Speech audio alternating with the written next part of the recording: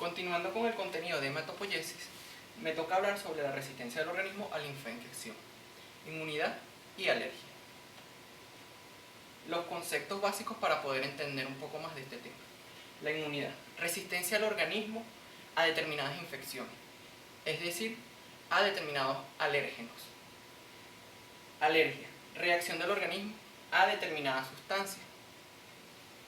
Linfocitos, variedad de leucocitos o glóbulos blancos circulantes en la sangre. Los linfocitos son alrededor de se calculan en 30% de glóbulos blancos en la sangre.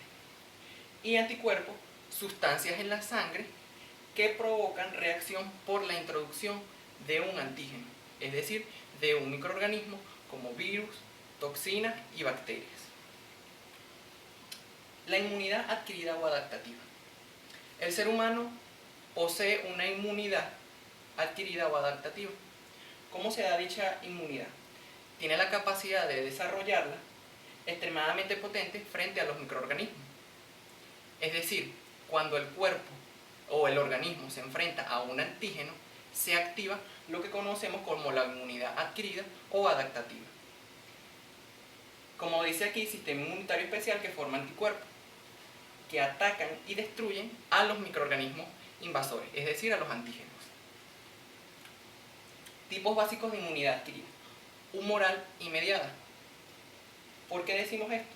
Porque existen estos dos tipos de inmunidades adquiridas, que los conocemos como los linfocitos. La inmunidad humoral o del linfocito B y la inmunidad celular o del linfocito T. La inmunidad humoral o del linfocito B produce anticuerpos circulantes, que son moléculas de globulinas presentes en el plasma sanguíneo, capaces de atacar al microorganismo invasor.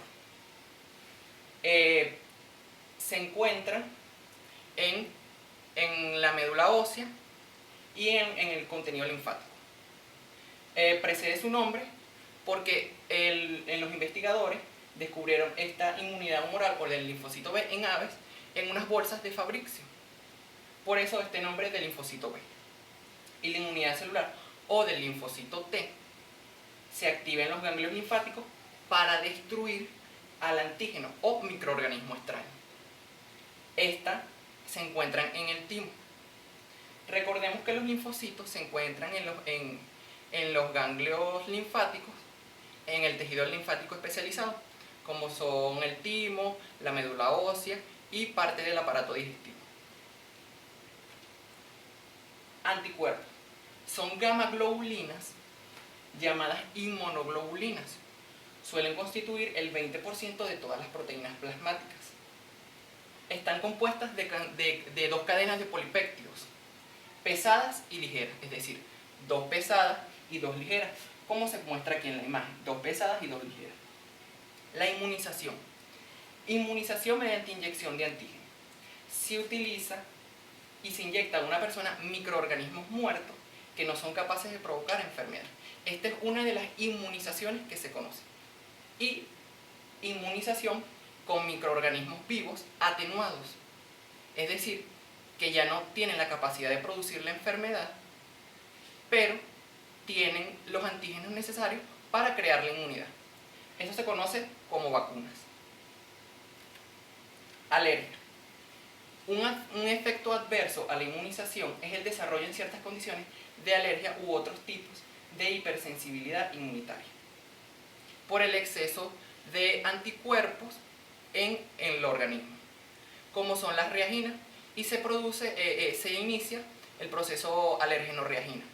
Aquí tenemos algunas alergias atópicas de este compuesto alérgeno-reagina con exceso de anticuerpos IgE, que son las reaginas, como la anafilaxia, la urticaria, la fiebre del heno y el asma.